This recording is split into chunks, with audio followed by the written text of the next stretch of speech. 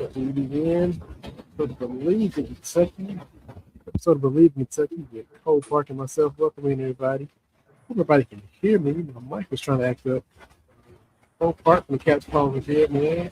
Really Cole, how you doing?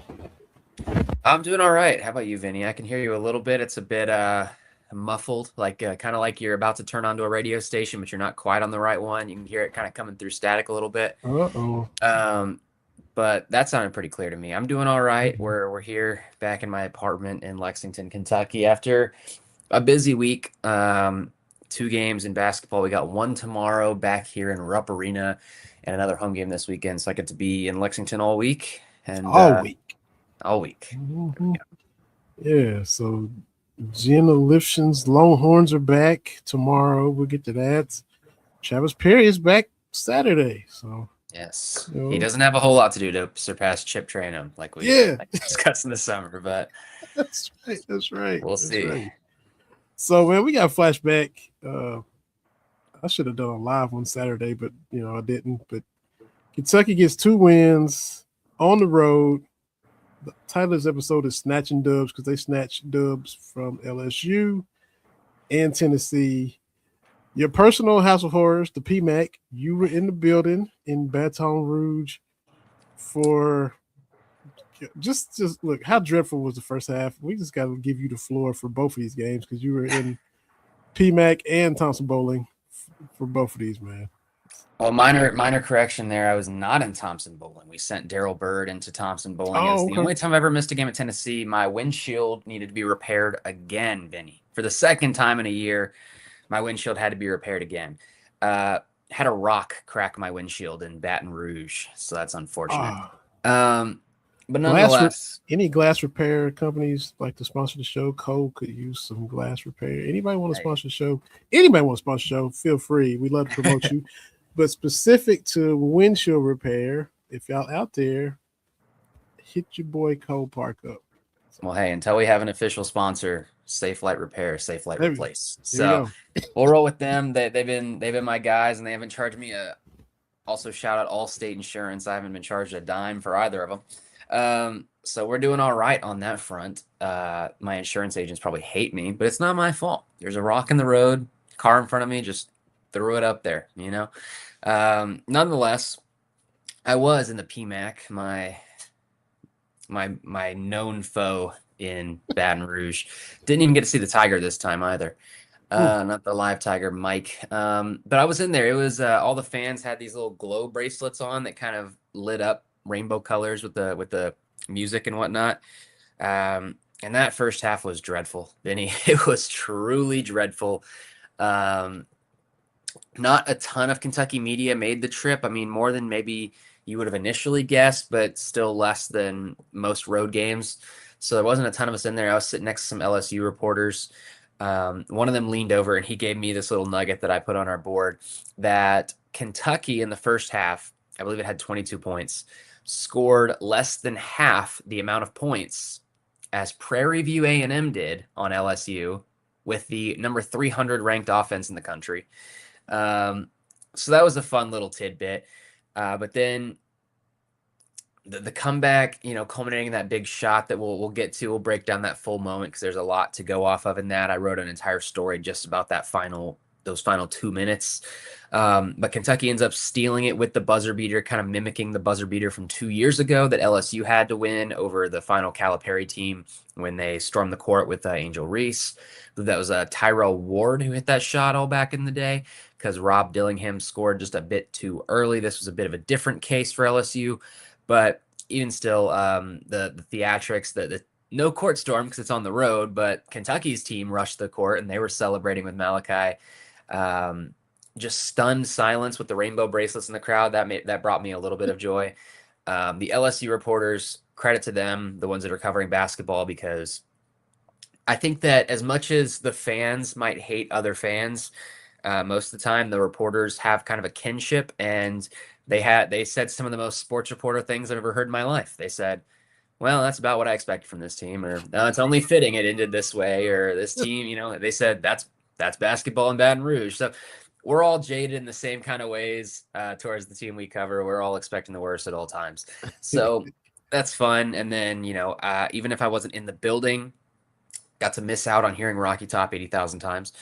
Um, we did have Daryl Bird on site, and I was covering the game still, seeing that comeback. I remember tweeting in the first half saying, they did this against LSU, but I don't think Tennessee is going to be the kind of team that lets their foot off the gas the way LSU did. I don't think Tennessee is going to be quite as forgiving as LSU was, just to find out, no, they were exactly as forgiving. And Kentucky takes its first lead with about 30 seconds left to go, never surrenders it, and wins in Knoxville. The Cardiac Cats, the Comeback Cats, whatever you want to call them.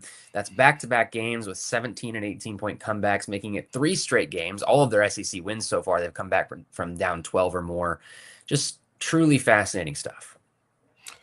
Yeah. So I'm in a text group with some Tennessee fans. And of course, I think I've told this before. We're all Braves fans in the spring and summer. So we're united. Then when the fall and winter gets here, the line is drawn and it's Kentucky, Tennessee. They asked me what I thought about the game. I had no clue what Kentucky team was going to show up. They kind of felt the same about Tennessee.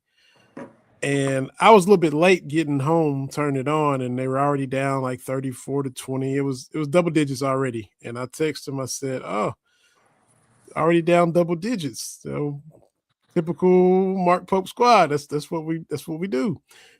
They responded, "Don't worry, we'll go on a 5-minute scoring drought." And the last 5 minutes of the game, they had no field goals. They did.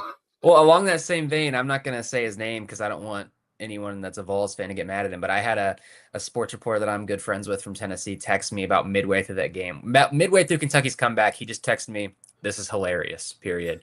And I was like, "Don't worry, they'll find a way to blow it." And he's like, "I doubt it." He said, never doubt the Vols in blowing something. You know what I mean? So pause, but still, it is funny. Like I said, sports writers and sometimes fans alike, they have that kinship, and we're always just expecting the worst from our teams at all times. Yeah, that's for sure. And especially LSU basketball and Kentucky football, because and if you have seen the Miracles SEC story documentary where, the Bluegrass Miracle for them in football, the Mardi Gras Miracle for us in basketball, it's, Kentucky goes down there and rips their hearts out, overcome a 31-point deficit. Nick Saban and LSU ripped Kentucky's hearts out on a Hail Mary. And that's, there's reasons why we kind of get jaded. The new coaches and players that weren't born yet don't really know it, but that stuff stacks on a fan base, and that history just stacks, and you wear it. I lived through all those losses to Tennessee, and so you went into that dread, this 28-year, 25-year losing streak, and so many near misses. Same thing with Florida, the Chris Doering game. You have 7 interceptions and you still lose. That stuff it's just you talked about the pressure, I think, for Cal's team last year, because in the tournament it's going to build every year. Mm-hmm. Same thing, the dread, the nervousness, the how are we going to find a way to lose this time? My dad's telling me stories because he predates me and he already has the burden and he's passing it on to me because that's just what you do, I mean, there's a reason why my story based in the LSU game, and someone asked me, like, why are you still bringing up Calipari? Here's why. The story was titled Malachi Moreno's Bayou Heroics Exorcise Another John Calipari Demon. And I hate to just keep harping on Cal, but the reason is because that still weighs on people. When I went down to Baton Rouge, the only thing I heard the entire first half of the game is 2 years ago, 2 years ago, 2 years ago, buzzer beater, court. That's what everybody's thinking. You know what I mean? Like, that stuff, like you just said, that stuff stacks. It builds. So there is a reason why sports fans get so jaded. You can only take so much more heartbreak before you just start to become a bit numb to it. You know what I mean? So those things from the past stick with them. And it's cool to see some of these things, for Kentucky at least, trend in the right direction. You mentioned the PMAC, just stunned silence with the glow bracelets and all that. Yes. You weren't in Thompson Bowling, but well, first of all, backtrack. How loud was the PMAC? Because it sounded like it wasn't that crowded or that loud. Was it a decent crowd, and was it pretty loud when they were winning, or was it just kind of Yeah. It was not very full, we'll be honest with Okay. it. There was Okay. a lot of empty seats. The bottom part was mostly filled, but the top part, there was some fans here and there, and there was a decent, like, I'm not gonna say it was like empty. It wasn't, but it was also like not really that close to full capacity either. I mean, they had lost 3 straight going into this one. Their point guard was out again, and in Kentucky, whether it's always going to be Kentucky, but Kentucky wasn't exactly setting the world on fire going into it Yeah. either. Their head coach, their AD came out before the game or something like that and said that their head coach is probably on the hot seat. So yeah, you're not going to get them. And it's LSU. They care No about pressure. football. They Yeah. care about football. Uh-huh. So not the best crowd you'll ever see in your life in the PMAC. It's more people wondering where Lane Kiffin ate dinner at than were actually at the game that night for sure. Yeah. So flipping to Tennessee, even though you weren't there, Daryl Bird was there. The same stunned, disheartened devastation because of the way they lost. And when I think Vanderbilt and Florida was the next game on, that before they panned away and went to the next game, you have the scuffle, you have the little dust up at the end. Everybody that's wondering what Oweh said, it's out there. You can find the audio of what Oweh said to Jalen Carey. But again, going back to my Tennessee fan friends, because initially I'm seeing on TV, I see Brandon Garrison. I'm like, we all know he's ready.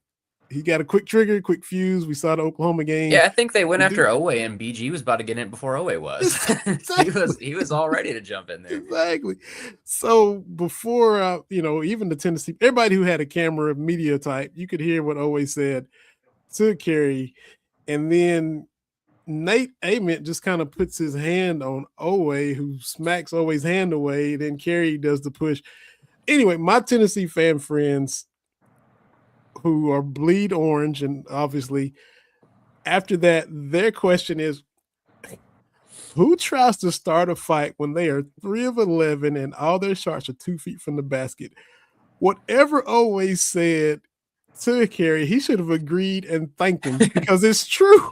So these are fans, diehard Vol fans who are still like, dude, why are you trying to fight? It's like in I think Vandy swept them in baseball, and they tried to start a fight after that series. Kentucky Tennessee fans don't get along, but I will say that is one thing Kentucky fans understand well, because Kentucky fans, I heard so many fans say that about the football team, for example, trying to start fights or whatever, get in scuffles after you lose. If you don't want to get in a fight, just beat them. That's right. Like, why are we? I've heard people tell me, why did they show more fight after the game than during the game? You know what I mean?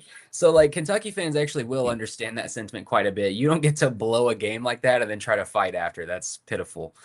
And even in basketball, I think the Rob year at Rupp, when Tennessee came and won, Rob balled out, and if it wasn't for him, they would have got blown out. I think there was a dust up in that game, and Tennessee had like grown men. They still had Meshack and all those dudes, and all the Kentucky fans were like online, like, you're gonna lose the game and the fight if you had actually fought. Yeah. So it's the same kind of thing. We were fighting when we had no business trying to fight. Just take our L. I'm gonna try to share some video. Let me know if it works. I never do it, but just going back to Jalen Carey for Tennessee, even the Vol fans were mad at him, like I just mentioned. But credit to Mark Pope for using his 2 challenges well. He challenged 2 calls. That was key. Kentucky was successful both times. That was Brandon Garrison's only points, for that matter. And then it kept possession to Kentucky on the Diabate, Nate Ament going out of bounds, that whole thing. Let me see if I can get this to show up, and it's going to be, should be Aberdeen when he puts Kentucky up by 3. Shout out Daniel Hager. You can see about he has been sensational in the second half. The turnover. You can see about he has been sensational. I'm struggling. I'm trying to get it. You can see about a 13-14 second difference between the game clock and the shot clock. Tennessee will play the possession out. Aberdeen the drive, and he hits. What a set. So if I can hang on.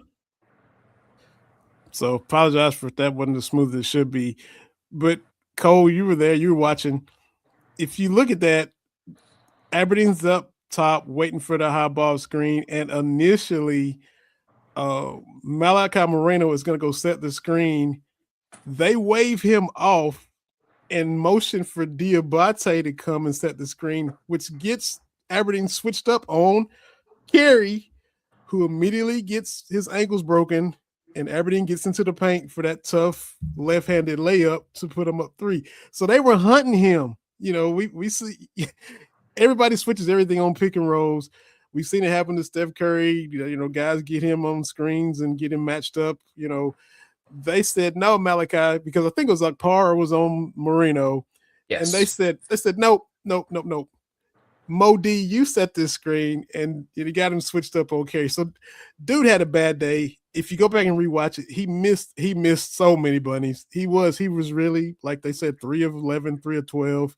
Making it just so much worse, too, is if you watch the TV broadcast, they would not stop showing his dad on the screen every, 5 seconds, sitting there looking, respectfully, pardon my French, just looking pissed off in the crowd every single time they'd show him. He was not having a good day wearing the Miami Hurricanes hoodie, so I'm sure his day's gotten even worse since then, but just not it was so it was dominating the broadcast so much, and he was just not having an elite kind of game, and it was rough. No, so I don't know, maybe hit Hyper up for spring practice, see if he got a spot tight end for you, defensive end or something like that. But it was a bad day. And that was like 16 points he left right at the rim, and thankfully he did. But yeah, so after that, to still want to try to throw hands is hilarious. Yeah. No, and something I did want to add to what you said there.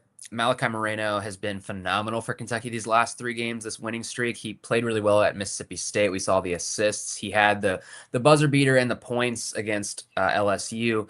And it's easy to suggest that maybe he didn't have the best game against Tennessee. It's easy to say that. But you look at that box score, and like you just said, he was on Felix Okpara for most of the game. That's a senior, a guy who is 4 years or 3 or 4 years his senior, going to be stronger than him by default, going to be, have that experience, and he made Okpara pretty much a non-factor all night long. So even if he wasn't able to kind of score the points like he wanted him to, he was able to play strong defense, keep Okpara from even having many shots in the game. So I think Malachi's been very important for that. And also with that stretch, great kind of headhunting of Carey there, but it's also Aberdeen who made the shot. He's garnered a lot of praise from Mark Pope for how he's been playing in these last few games. I mean, he's been phenomenal. And I think I was talking about this on radio, but it's so easy to get so hung up on scoring and making the big plays to make a comeback. But it doesn't matter how much you score, and it doesn't matter how much you make shots during a comeback if you can't make stops.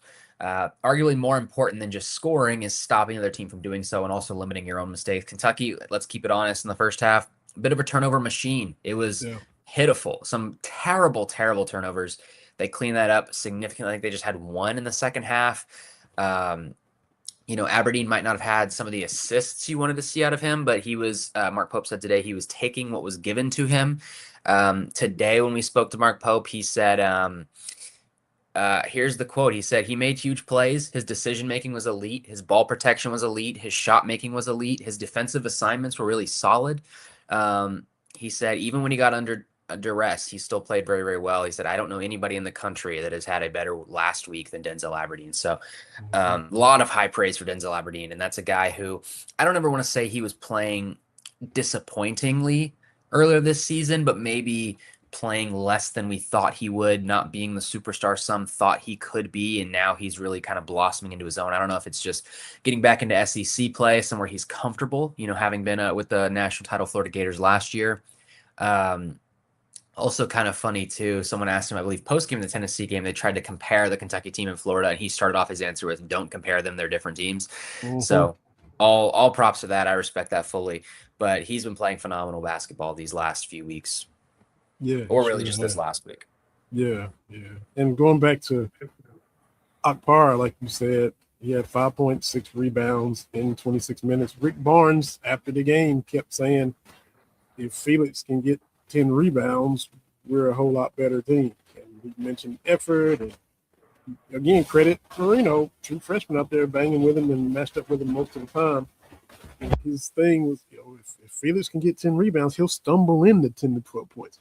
Well, he wasn't able to get 10 rebounds. He didn't stumble into but 5 points. And just again, credit to Marino. So we might have struggled on the box score, like you said, but the game within the game it tells a different story. Mm-hmm. Absolutely, and that's after his big heroics in the swamp. I wrote my story on that for the swamp in LSU. Both are called the swamp in different ways. Who cares? Death Valley, whatever you want. The Bayou, or whatever. Yeah, it's all a swamp to me. Regardless, you can go gator hunting in both places if you want to. Exactly, that's especially in Louisiana. What was it? It was Swamp People was the show, and yes. Down on the bayou, shoot them, Troy. The alligator. Yeah. But my entire story after that game was about him and his play. That last 2 minutes in Baton Rouge is some of the most exciting basketball I think you can ever imagine. I mean, the way that all went. It comes down to Kentucky makes this big comeback. They take the lead, and then it seems like even after taking the lead, they're going to blow it. I mean, even before that point, though, Malachi Marino picked up his 4th foul in that game with like 2 minutes into the second half, and you're like, well, that's going to be it for his night. He comes back in with 9 minutes to go and never checks out again, never commits that 5th foul. I mean, what a play! What play from him on that?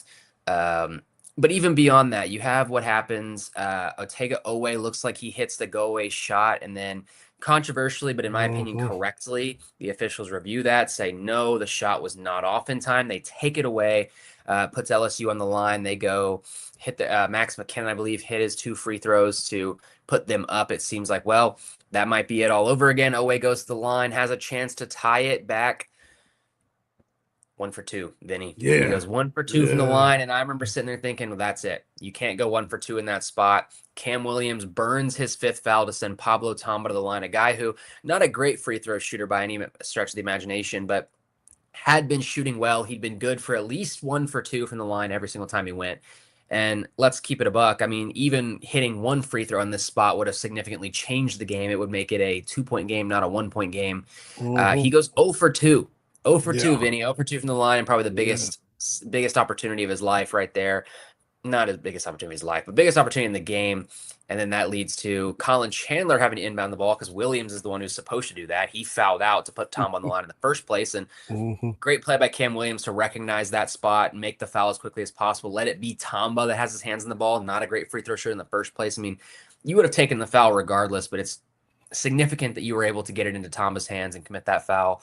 Chandler would later clear up that it was not an overthrow. Pope did say if the ball's overthrown, throw it to go get it, Malachi. But Chandler clarified. He said Malachi did not tell me to throw it to him. He said I just saw him waving his hands out there. He clearly wanted the ball, so he made an audible in the moment. Throws it to Malachi Marino, who turns just so cleanly, Vinny, and shoots that shot, nothing but net. He said he felt like a kid in his backyard all over again. I mean, it was just what a moment, and the whole minute-long sequence to get there was some of the most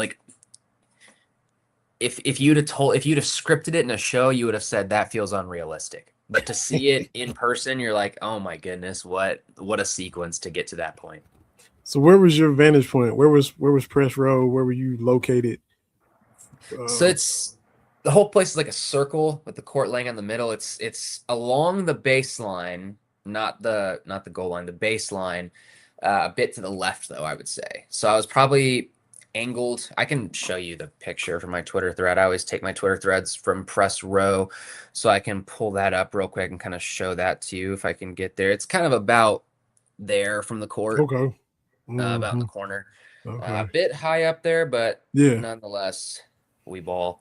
So surrounded by glowy bracelets and stunned silence with sad rainbow glows on their wrists. Yes, unbelievable. And your job's on the line, it backfired on McMahon. So yeah, it's probably probably dead coach walking and, just playing out the string from here on because it's going to be tough for them to recover and, kind of climb back into the standings, even though you've had Vandy lose a couple and it's not a runaway, squad right now. Everybody's kind of bunched up, but they're still clearly at the very bottom. So, yeah, I mean, barring maybe like South Carolina, they're last. That's really where last year. It's tough to say. Me personally, I'm not relishing in this failure by any stretch of the imagination. I loved watching Matt McMahon at Murray State. That's a guy who's coaching in Kentucky. A lot of people forget, and this is a cool thing I like to bring up to people, but a lot of them forget the year that Kentucky lost to St. Peter's, right? Yep. The 8-9 game that took place. I think it was the 8-9 game. The 8-9 game that took place right after that, the final game of the night after all the Kentucky fans left after St. Peter's, was Murray State versus San Francisco. And that is Matt McMahon, Murray State, goes to LSU, and Todd Golden, San Francisco, goes on to Florida. Both coaches will be coaching the SEC the next year. Golden obviously has a national championship, and Matt McMahon seems on the verge of losing his job, unfortunately. So very different trajectories there, but a cool matchup to look at in the history books now.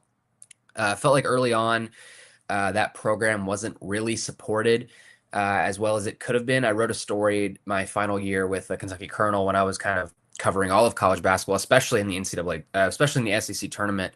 Kind of felt like they just never really got the NIL support they needed. A lot of that went to football, which at the time with Brian Kelly was not doing anything of significance, really.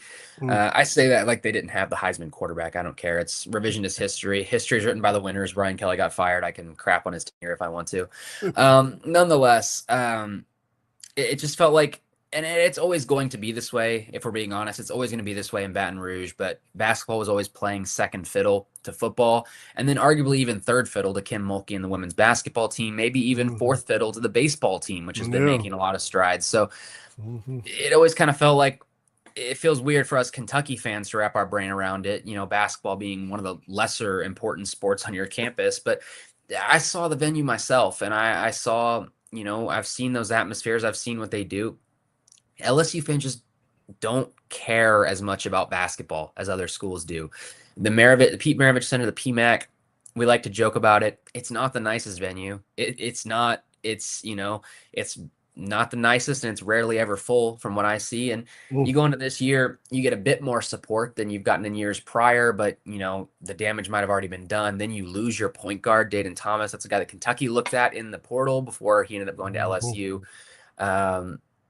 And it's not going well. They started the season maybe a little bit hot, and then turns out they just didn't really play anybody. They start off SEC play 0-3 before Kentucky goes down there, beats them in a buzzer beater in a game they thought they had won. I mean, talking to Matt McMahon after the game, he just seemed a bit shell-shocked. I don't want to say that because that could just be how he is, but there's not a lot of answers, and he certainly didn't have them right now. It just seems like that's something that is going to change, but I don't know that it's going to get significantly better for the next guy that comes in there. Will Wade did have that place going pretty well. Turns out he was cheating the entire time anyway, and they had to fire him.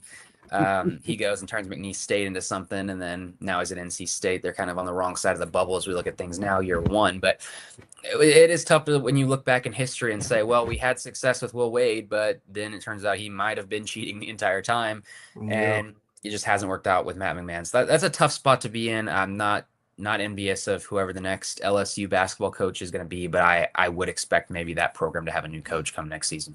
Yeah, yes.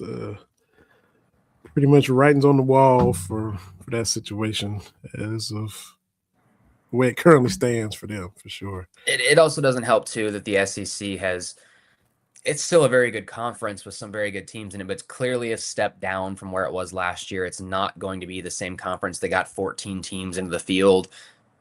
So you have a weaker conference already, and LSU just still seems kind of trapped with South Carolina in the dead basement of that conference. So the other teams above you got worse, and you still didn't really move up. Even if I think LSU this year is better than they were last year, their standing didn't really shift in any meaningful way, maybe one or two spots, depending on how you want to grade, how harshly you want to grade some of these other programs. But it's still, for the most part, in the basement when everyone else above you got lower. It's just a tough spot to be in.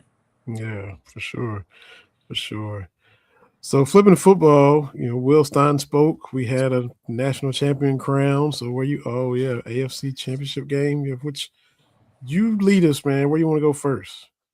Well, first things first, I mean, we're a Kentucky show. We'll keep it Kentucky. We did get our chance to speak to Will Stein Mm-hmm. after his portal closed.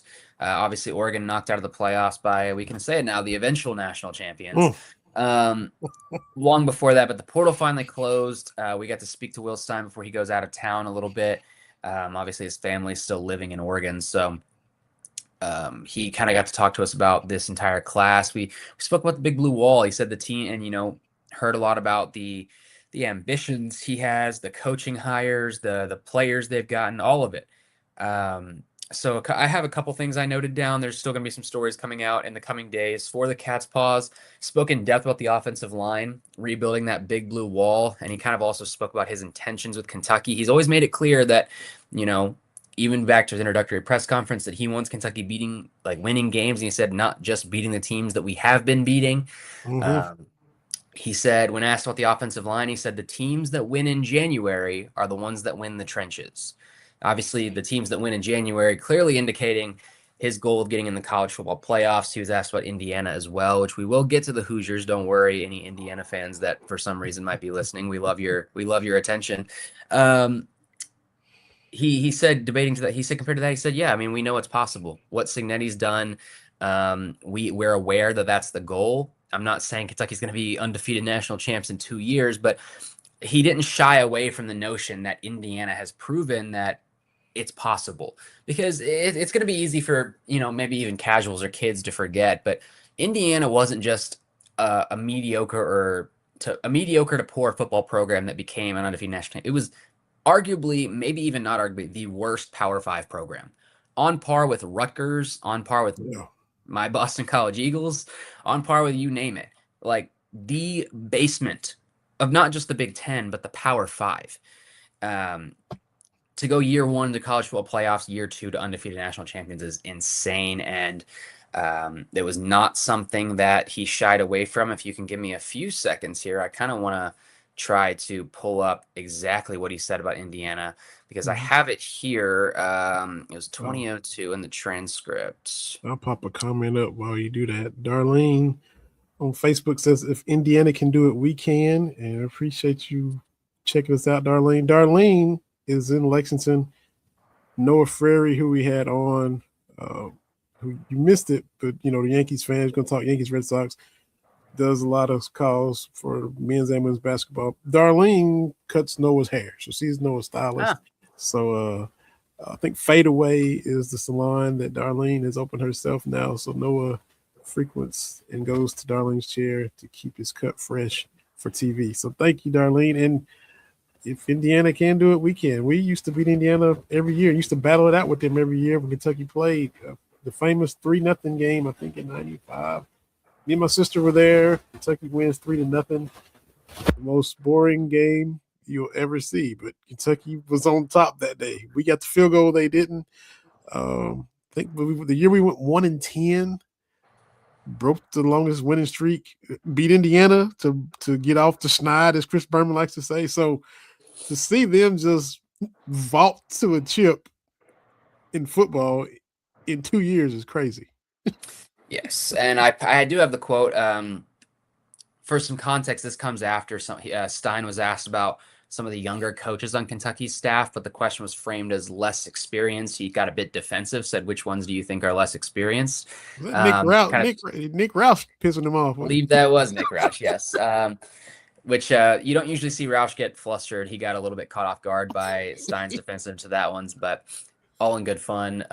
Stein explained, he defended his coaches. But when asked about Indiana, he said, this is obviously before the game took place, but he said, I mean, Coach Signetti is an elite coach. They have a number one pick at quarterback. They have really good players. They have a great scheme. He said, and they've invested in their program and on campus. He said, but yeah, it can be done. That's the exciting part about college football. A team like Indiana is in the national championship game, and it's not a fluke. He said, that's a real team. And he kind of joked, I lost to them twice, including 2 weeks ago. That is a real team with real players and coaches, and that's the beauty of college sports. And he said, that's what I'm saying. You can be a young coach, old coach, but if you're not adapting, you've lost.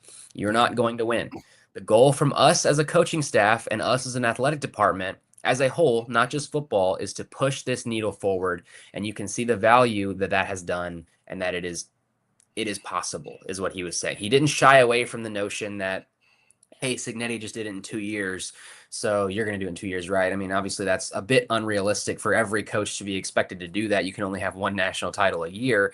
But the point he was making, he didn't shy away from that notion that it shows that it is possible, and it shows that that is the standard Kentucky is seeking with this hire and with this program going forward. And look, he's a first-time head coach. There's going to be some hard knocks for things he's going to learn the hard way, as every first-time coach will. But the fact that we saw Stoops kind of elevate it. We saw 10 wins a couple of times. We saw you start beating out Michigan and different schools for players, and where you used to be, no disrespect, beating out Kent States and Eastern Michigan. The caliber player increased. And it looks like Stein is coming in to trying to take it to another level. Not scared to go after players and bring these guys in and look, not just being stuck in the mode. Well, Kentucky doesn't produce as much talent as other places, and it is what it is. No, he's pushing the envelope. He's trying to raise the ceiling, and I'm here for it. Yeah, I mean, the unfortunate part about building a program like that is you have to keep taking the next step. But if you don't take the next step, you don't just get to stay at the step you're on, you tumble all the way back down the stairs. And that was Kentucky's problem under Stoops, is they kept taking those steps. They were capitalizing on down years for South Carolina, for Florida, for Missouri, they were beating these programs, but they never took that next step. Vinny, they never beat a Georgia. They never beat an Alabama. They never really, I mean, even though they beat them, they never went to Tennessee and won.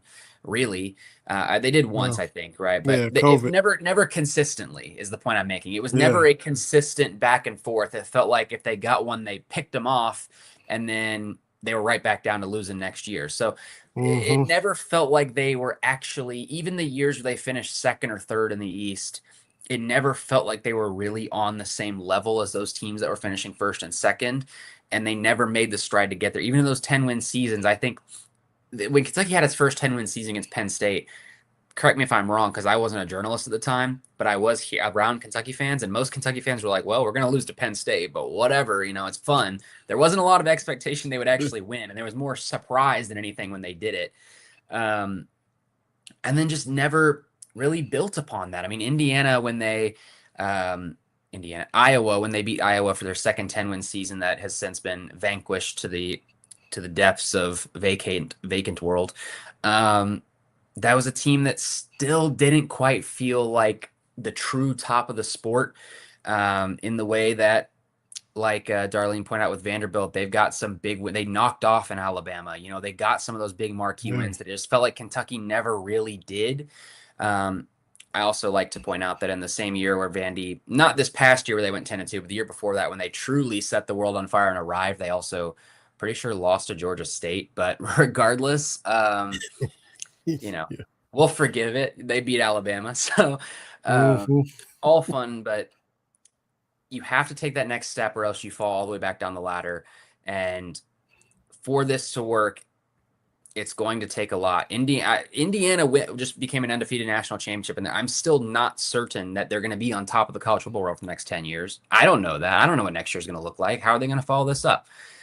We'll see. It's just a constantly evolving sport and evolving landscape. And like Stein pointed out, if you're not evolving, if you're not adapting, if you're not pushing the needle forward, then you've already lost. And that has probably ended more coaching careers than we want to count. Yeah, I think it takes a lot out of you. I like the fact that Stein is young. I think Stoops was mid-40s when he came, and you got the energy, you got the fire burns, and eventually 10, 12 years of just grinding and going, it's gonna, it's gonna take it out of you. So, the constant grinding, he's just now probably got a little bit of sleep. He talked about all the juggling he was doing and no sleep. Everybody told me how bad I looked because the dude's on fumes, and trying to make calls and put an O-line together and a staff and the whole thing. It's constant. It's nonstop. It's year round. And, you either gotta be in it or not. And like you said, when your energy kind of starts winding down, you kind of lose some off your fastball, you get past quickly. It shows. You get exposed, you start losing, you lose out of recruits, you lose games, decision making in game, all that stuff is so results driven. And when you're off your game, everybody, the feeding frenzy, everybody gets blood in the water and everybody takes advantage. Well, I don't think it's a coincidence either that, and we've seen this constantly changing landscape with NIL, the transfer portal, now revenue sharing. Look at the casualties of that. I mean, Tony Bennett left Virginia. Jay Wright left Villanova long before people thought he would. John Calipari leaves Kentucky to go to Arkansas. We even saw Nick Saban step away from the sport, finally leave. Like, a lot of great coaches are simply getting to the point where they're saying, hey, I don't have anything left to prove. This is not worth my energy anymore. We saw Roy Williams, Coach K both retired. They're both older coaches who were on the verge of it anyway. But, these things do play a factor. It clearly played a factor with Tony Bennett in Virginia. It played a factor with Jay Wright in Villanova. Played a factor with Jim Larinaga in Miami.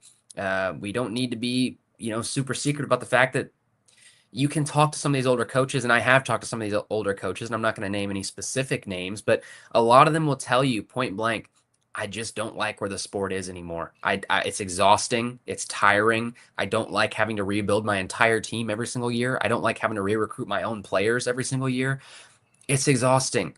It's a young man's game. And there are still old coaches who are killing it right now. I mean, there are some older guys who are absolutely killing it, but I think you will start to kind of see a trend towards a lot of these younger coaches as a lot of these older guys just start to, not saying they can't do it, but just realize that it's not worth the energy sometimes that it takes to lead a program, especially in this day and age. And even more so in football than basketball, where you don't just have to re-recruit 15 players, you got to re-recruit 80 of them. It's a lot. It's a lot to handle. I do want to add, while we're talking about college football, before we shift over to my beloved future AFC champions, future Super Bowl champions, knock on wood, I have to live up to my reputation for somehow having an entire warehouse in my one-bedroom apartment building. We have the Indiana Hoosiers license plate to represent for the day. This is a friend of mine's from Indy, but we have to represent the national champions in the episode today. My eyes are burning, but congratulations to them. Yeah. Mostly behind the Kentucky helmet. This moment of blasphemy, believing Kentucky is brought to you by, I don't know. I'm just kidding. Congrats to your friend. Congrats to the Hoosiers. And even though it's a rival, they do provide hope. And if they can do it, anybody can do it. If you play your cards right and get your program right in this landscape, other basketball schools can do it. Other non-blue bloods in football can do it. If Indiana can, so can a lot of other people. Colin Cowherd on his intro today.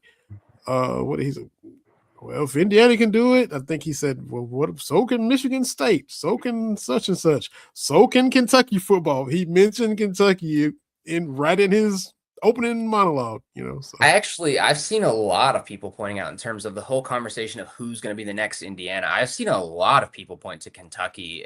They meet a lot of the same qualifications, quite frankly. So there's a lot of people kind of riding that bandwagon that Kentucky could one day be the next Indiana.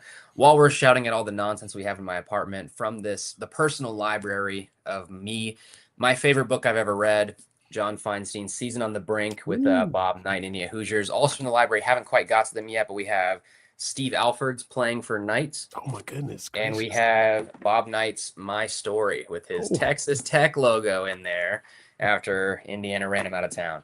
So got a couple Indiana books to get to. So lot in the personal library. We have many shelves over here. Yeah. That's impressive. That's impressive.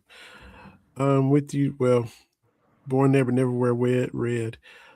I wear red for my Houston Rockets, but like on the college But I feel you, Darlene. I absolutely feel you. Boston Celtics better. So yeah, man. I guess we can flip to your what'd you say?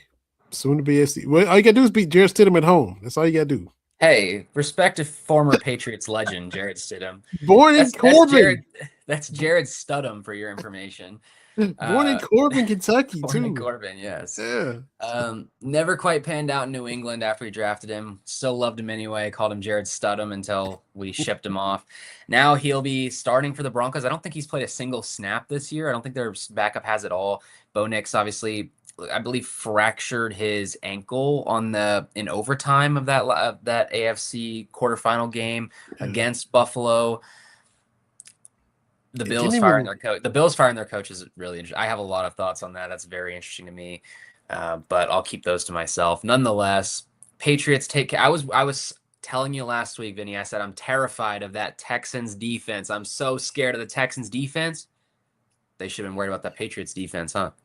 They should have been worried about that Patriots defense. 4 interceptions on CJ Stroud. One of them was the receiver tipping it up in the air. That's not his fault. Some of them just bad reads. I mean, the Patriots defense exposed something about CJ Stroud. They absolutely took care of business against the Texans. 4 interceptions. I'll agree with Peyton Manning till the day the sun comes up, or the cows come home, whatever the acronym or idiom is. I don't care. I'll agree with Peyton Manning every day of my life that I hate that Drake May will go down with an interception on the stat log because he threw a Hail Mary to end the first half.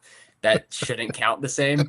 To me, I get it's an interception. I understand. But a Hail Mary to the end zone with 2 seconds left in the first half when you're up multiple scores should not count the same as CJ Stroud throwing it straight to a Patriots defender like 5 yards downfield. Like that, they shouldn't count the same. I'm sorry, they shouldn't. But nonetheless, the Texans start to prove that they do know how to play football. They do know how to get to the quarterfinals of the AFC. They start to make the comeback, and the Patriots shut it down. One of the best throws I've seen from Drake May all season, just a dot downfield for the late touchdown to officially put it out of reach.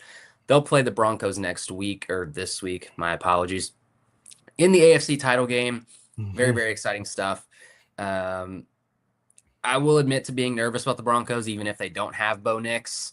I'm not going to, get too confident or count my eggs before they hatch. But if they can take care of the quarterbackless Broncos with a former Patriot on the team, maybe, just maybe, the fix.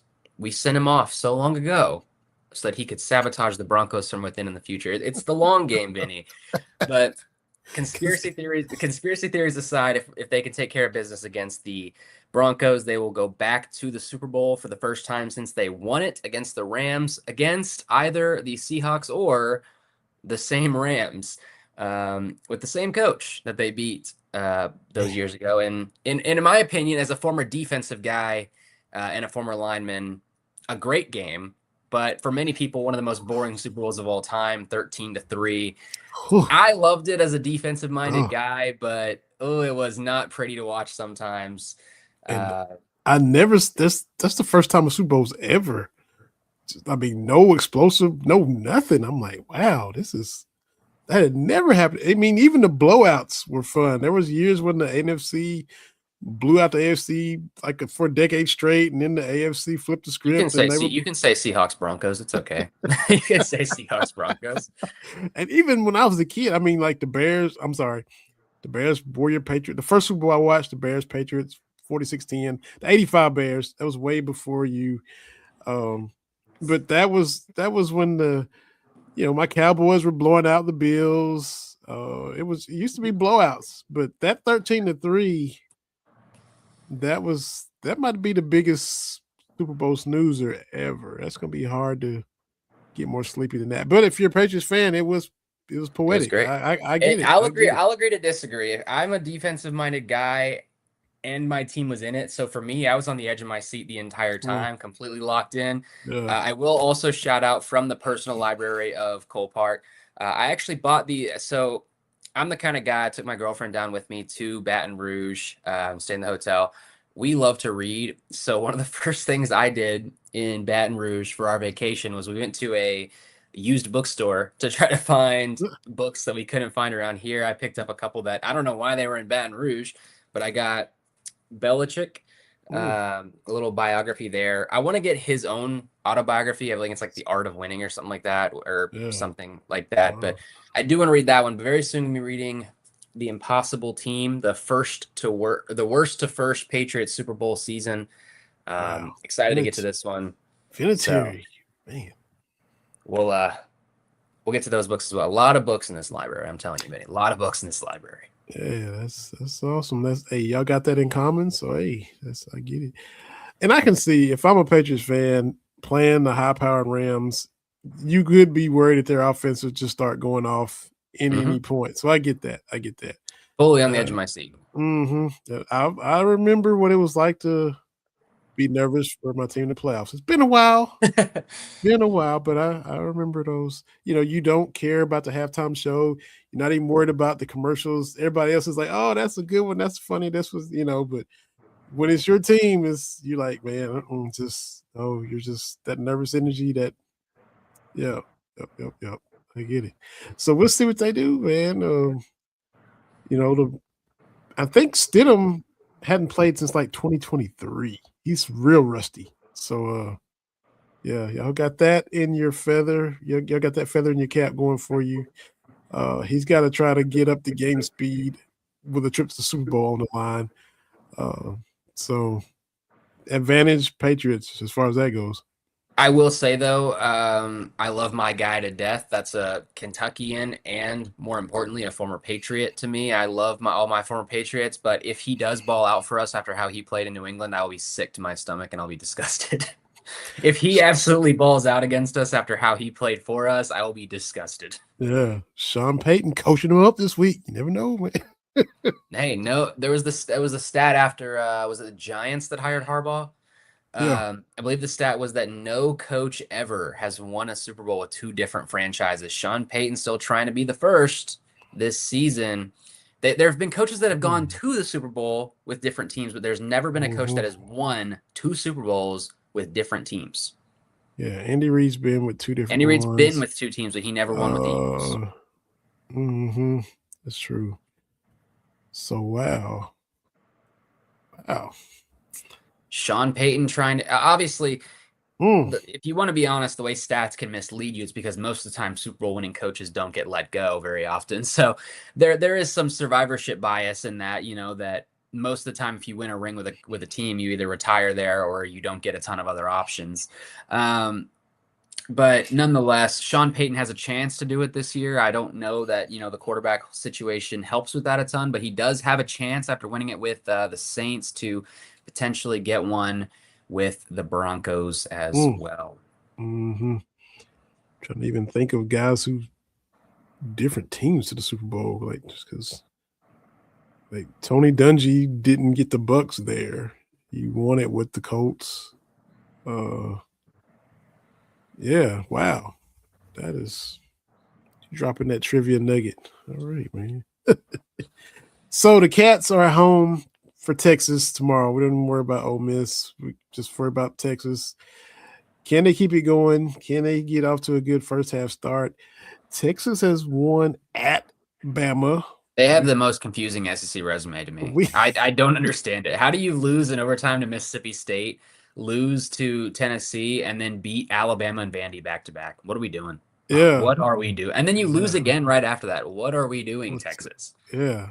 To A&M, right? A&M guy. Yeah, to A&M. And A&M that is a good basketball team this year, but, Buckyball year one, giving teams problems, but not one of the top teams in the SEC, you wouldn't say. They have a loss to UCF on their resume, which admittedly a good UCF team. They blink and you'll miss it, pop into the top 25 for a week, and then we're back out of it along with SMU. But, not an elite team by any stretch of the imagination. Definitely maybe the bottom half of the SEC, if not barely top half. So you've got losses in overtime to Mississippi State, a pretty low team in the conference, a loss to Tennessee, which just lost to Kentucky and is very iffy this year. And then you have the loss to Texas A&M, sandwiching wins over the top two teams in the conference. It doesn't make sense, Benny. It doesn't make sense, but that's college basketball and that's the SEC. Texas A&M should have beat Tennessee in Knoxville. They had the lead for most of the They game. got robbed. They got robbed. So helter-skelter, just shooting 30-foot threes and just running around crazy. It was the pace of that game was crazy. But I think that one went to double overtime, didn't it? Yeah. Which I was glad to see that with Kentucky coming in, even though they played the following day. I'm like, well, at least Tennessee had, double overtime game before, so but yeah, we'll see what happens. Get off to a better start. And Aberdeen just had one shot. He was in foul trouble. That was, yes.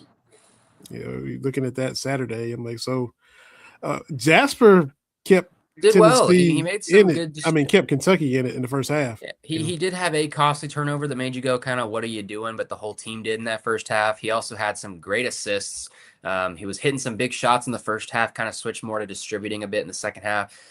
He's come a long way, and he's developing a ton in his role as, a guy who came into Kentucky expecting to just be able to be a Rob Dillingham type, where you put on some flashy plays, score a bunch of points, and then go to the NBA. Not quite how it's worked out for him, but he has taken that. He's adapted to a new role, being the backup point guard. He's adapted to being a distributor more than just a shoot first kind of guy. And, especially for a young guy, the maturity he's shown in adapting to that and shifting into that role I think he's got a very bright future ahead of him.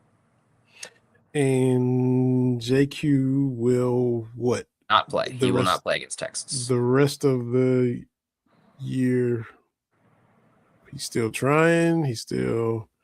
Yeah, I mean, Mark Pope said that I wrote a story on it today for the Cat's Paws. The update today is that he will not play against Texas, but he's trying. He's making progress. He said we're going to need both him and Malachi. I think that for most fans, his return is not as important now that Malachi's been taking that step and they've been winning, but Pope kind of shot down that notion, seemed to indicate that they need both of them if they really want to be successful. As for when we see him again, I don't know. Your guess is as good as mine right now. Hope that you see him again, but nonetheless, the update that we have for now is that as far as tomorrow goes against Texas, JQ will be out for the fourth game in a row. Yes. So enjoy being at home this week after all the miles logged on the road last week, going down to the Bayou and back.